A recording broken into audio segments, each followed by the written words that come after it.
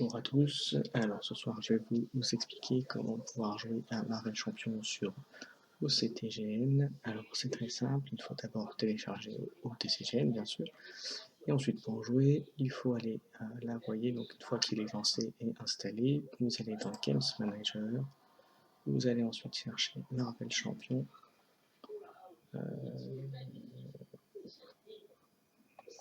voilà il est là, et vous voyez moi je l'ai installé, si vous ne l'avez pas fait vous l'installez.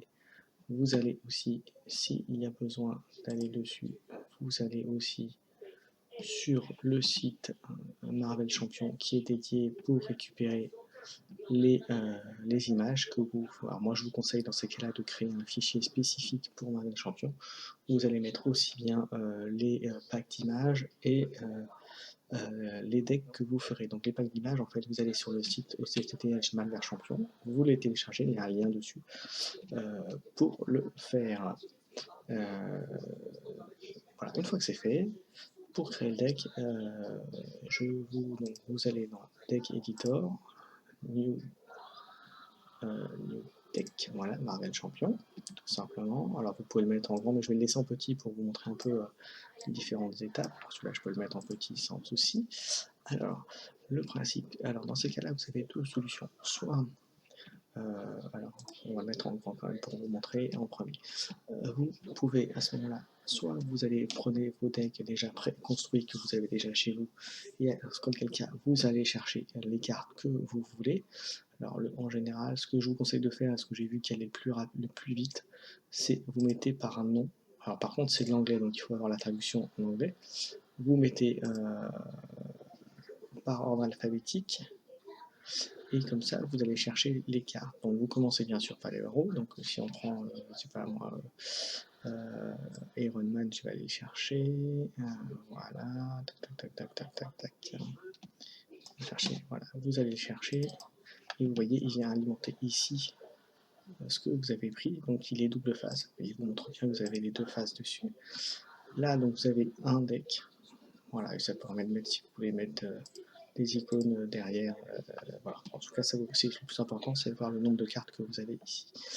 Vous allez chercher dans toutes vos cartes, ensuite vous sauvez le deck pour le mettre dans le fichier que je vous ai conseillé de faire tout à l'heure pour pouvoir mettre tous vos fichiers, et à partir de là, vous avez fait votre deck et vous êtes prêt à jouer. Alors après pour jouer, comment on fait? On fait play, on fait start, je vais le faire rapidement, vous voyez. Alors, qu'est-ce qu'il est important de savoir quand vous... Alors, vous pouvez aussi rejoindre une partie. Là, vous voyez, manifestement, il y en a un qui a fait une partie. Je tends qu'il lance. Voilà. Alors, ce qui est important, ça, c'est vous laissez une table. Et si vous faites deux, c'est une grande table. Voilà. Là, c'est si vous permettez des spectateurs ou pas. Et si vous êtes à plusieurs, bien spécifié, vous allez voir qu'il y en a A ou B. Bien mettre que chacun ait un nombre, donc pas 2 fois A ou 2 fois B, parce que dans ces cas-là, ça ne marcherait pas. Ensuite, on appuie sur Start pour lancer la partie. Et là, on va mettre en grand écran pour vous montrer le principe. Ah oui, alors je disais, je reviens, pardon, j'ai oublié de vous montrer un élément. Si vous voulez aussi, plutôt que de prendre vos decks préconçus, vous pouvez aller sur Marvel Database, Marvel Champion, voilà, à marvelcdb.com. Vous avez des decks qui sont proposés. Et donc là, comme ça, après, vous cliquez sur le deck en question et vous avez la liste. Et du coup, si vous avez à côté OTCGN qui est lancé avec les cartes, etc., vous pouvez très facilement, même en laissant juste la petite fenêtre la première fois que je vous ai montré, vous prenez juste et vous allez chercher les cartes. Et puis voilà, comme ça, vous avez très facilement de quoi faire plein de decks et de pouvoir jouer avec. Donc voilà, ça c'est fait, ça je vous l'ai montré. Alors ensuite on était sur la partie. Alors la première chose qu'on fait, c'est on va chercher son deck. Donc là je vais aller chercher mon deck en question. Hop, voilà, j'en ai 3. Bah, je vais prendre celui que vous connaissez avec mon mode. Voilà, donc là vous voyez. Alors une fois que vous avez fait ça, vous avez déjà tiré la main, ce qui est important à savoir, c'est que vous avez ici, vous avez votre personnage, ici vous avez le vilain, Pour l'instant, il n'y en a pas. Alors, comment aller chercher le vilain? C'est très simple. Vous allez chercher loi de vilain, et là, il vous propose tous ceux qui sont accessibles, y compris les Wrecking Crew qui est arrivé. On va prendre le Rhino, qui est le basique, et on vous propose de prendre quel encounteur vous voulez. Je vais prendre les deux premiers, c'est juste standard d'esprit. Voilà, c'est très simple. Alors, après, une chose qu'il faut savoir, quand vous êtes comme ceci, vous pouvez monter avec la molette, monter, descendre. Et si vous restez appuyé, vous pouvez aussi les changer. Si vous restez appuyé sur la molette, vous pouvez le changer. Et une chose à savoir, quand vous cliquez sur vilain, bouton droit, vous faites un encore dans envoyer, et vous pouvez le ramener. Je vais faire la même chose avec le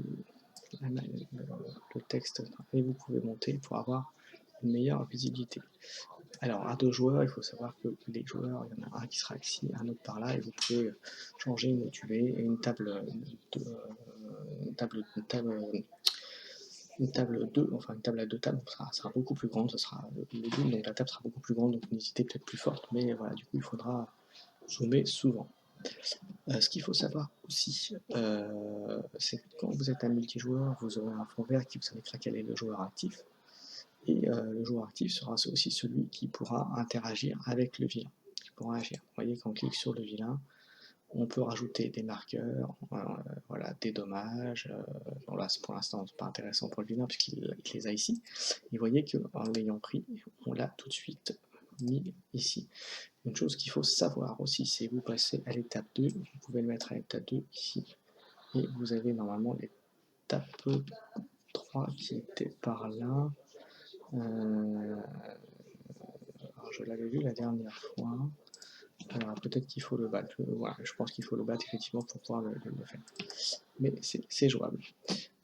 Qu'est-ce que je pouvais vous dire? Si vous voulez interagir avec votre deck, vous avez ici, vous avez Shuffle, Draw. Vous pouvez aussi, là, vous voyez, comme avec Steve Rogers, je dois aller chercher le bouclier. Alors c'est en anglais, mais c'est pas de l'anglais très compliqué. Hein.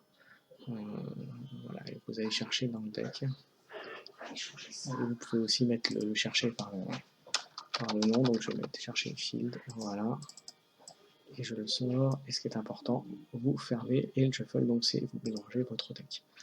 Voilà, donc voilà, je l'ai mis en main, donc ça c'est la position de départ, et vous faites votre tour, vous pouvez dire je fais ça, ça me coûte 3, je mets OK raise, et ensuite je discard, et ça va dans la défausse. Donc discarder, c'est la défausse. Alors il y a aussi des raccourcis hein, pour aller, après une fois que vous avez l'habitude, ça peut aller un peu plus vite. Voilà, par exemple, ça me donne un exemple, et si j'ai fini mon tour, je vais jouer le vilain, et vous voyez, vous faites comme d'habitude, et vous pouvez directement, quand vous êtes en dehors de la carte du vilain, vous faites un clic, et vous avez full boost en counter card, ça va vous permettre de mettre une carte. S'il y en a plus besoin de plusieurs, vous le refaites, et ensuite flip card pour le dévoiler. Voilà, donc c'est là parce que je l'avais changé, je l'avais mis, donc c'est pour ça que je l'avais mis dans le deck. Donc j'en prends deuxième pour vous montrer, voilà, hop, flip card, et là pareil, vous pouvez rajouter des marqueurs, vous voyez. Alors ce qu'ils appellent les purposes, c'est les classiques, hein, c'est ceux qu'il faut tout. Hein. Voilà, et vous pouvez aussi les enlever directement. Est-ce que Et pour le vilain, vous pouvez shuffle, et vous pouvez aussi aller chercher s'il y a besoin. Voilà, et vous mettez et vous modifiez les points de vie quand vous faites les attaques ici. Voilà, et pareil, les cartes, vous pouvez les jouer très facilement. Et quand vous êtes en multijoueur, le dernier joueur va avoir ses cartes redressées, mais par contre le joueur qui est le premier qui était actif, il faudra redresser ses cartes. Voilà, mais après, vous voyez, c'est très simple, hein, c'est très simple à jouer, et vous pourrez donc y aller tranquillement. Voilà, donc c'était un petit tuto rapide pour pouvoir utiliser Marvel Champion sur OCTGM. Voilà, avec ces confinements, on a tous le temps de le faire, de jouer avec ça. Alors pour le coup, petit aparté, j'ai testé Marvel Champion sur Tabletop Simulator, et je trouve qu'OCTGM est quand même plus simple pour ce jeu-là. Voilà, ça c'est mon avis personnel. Voilà, bah, écoutez, j'espère que ça vous a plu. N'hésitez pas à vous abonner, à mettre un petit pouce si vous aimez, N'hésitez pas à mettre en commentaire si vous voulez faire une partie avec moi sur OCTGN. A priori, on peut faire -2. Après, 3-4, j'ai pas encore essayé. Il faudra que je regarde si c'est possible ou pas. Mais -2, on peut faire ça. Et puis voilà. Et ben, je vous souhaite, amusez-vous bien et prenez soin de vous. À bientôt.